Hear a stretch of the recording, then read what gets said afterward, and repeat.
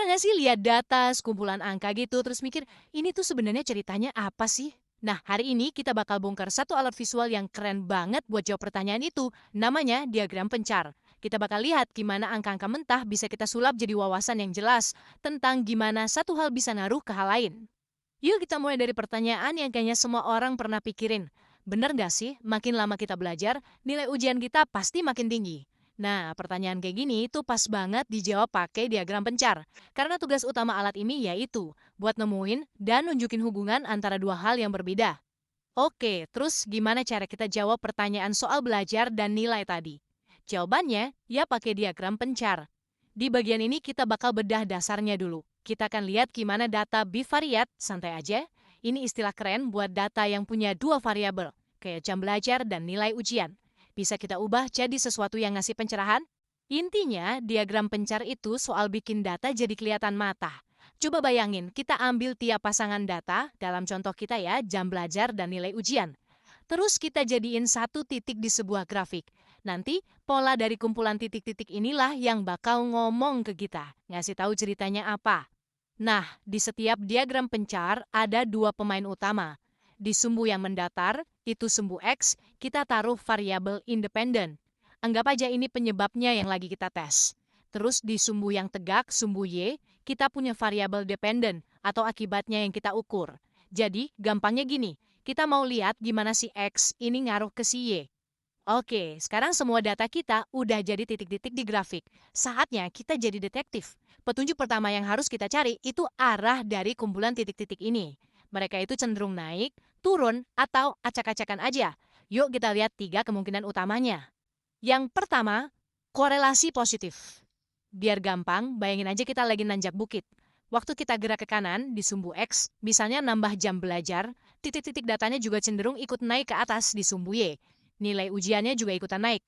Simpelnya, kalau yang satu naik, yang satunya lagi ikutan naik. Terus ada kebalikannya namanya korelasi negatif. Nah, kalau ini bayangin kita lagi turun dari bukit. Waktu kita gerak ke kanan di sumbu X, titik-titik datanya malah turun. Contoh paling gampang itu kecepatan mobil sama waktu tempuh.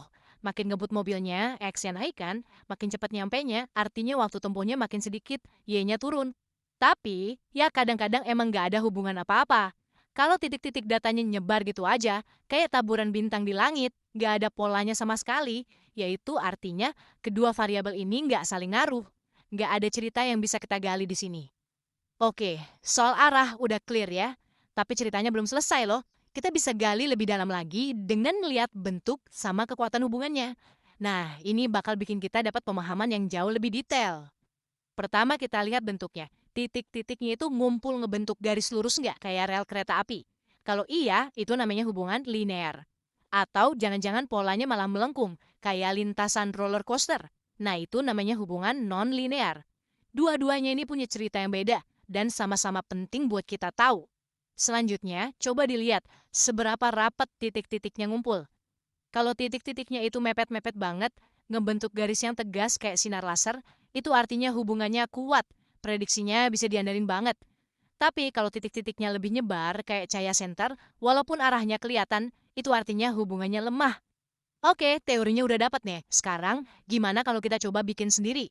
Kita balik lagi ke pertanyaan awal kita soal jam belajar dan nilai ujian. Kita bakal lihat bareng-bareng betapa gampangnya ngubah tabel data jadi cerita visual yang punya arti. Caranya gampang banget, cuma 4 langkah kok. Pertama, tentuin mana variabel X dan mana variabel Y-nya. Kedua, bikin skala yang pas buat sumbu datar dan tegaknya. Ketiga, masukin deh tiap pasangan data jadi satu titik di grafiknya. Nah, yang keempat, ini bagian paling serunya. Liatin polanya, terus coba artiin ceritanya.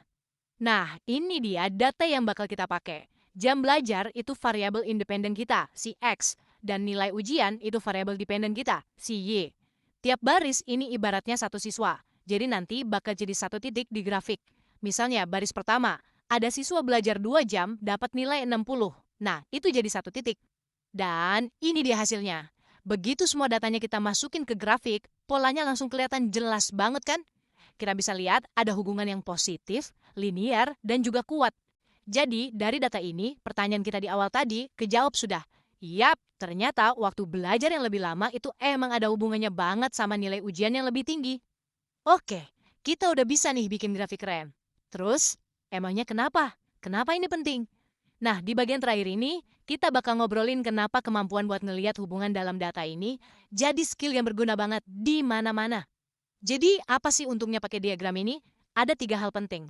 Pertama, ini cara paling cepat buat deteksi hubungan. Lihat sekilas aja langsung tahu nyambung atau enggak. Kedua, gampang banget buat nemuin data aneh atau outlier, titik yang nyasar jauh dari teman-temannya. Dan yang ketiga, ini tuh langkah awal yang krusial. Analisis yang lebih rumit, kayak regresi linier, hampir selalu mulainya dari sini dulu, dari lihat diagram pencarnya. Sebagai penutup, saya mau kasih tantangan kecil nih. Coba deh, iseng-iseng, pikirin data di kehidupan sehari-hari kamu. Mungkin jumlah cangkir kopi yang kamu minum sama tingkat produktivitas kerjaan, atau jam tidur malam ini sama mood kamu besok pagi. Kira-kira ada cerita tersembunyi apa ya yang nunggu buat kamu temuin hanya dengan beberapa titik di sebuah grafik?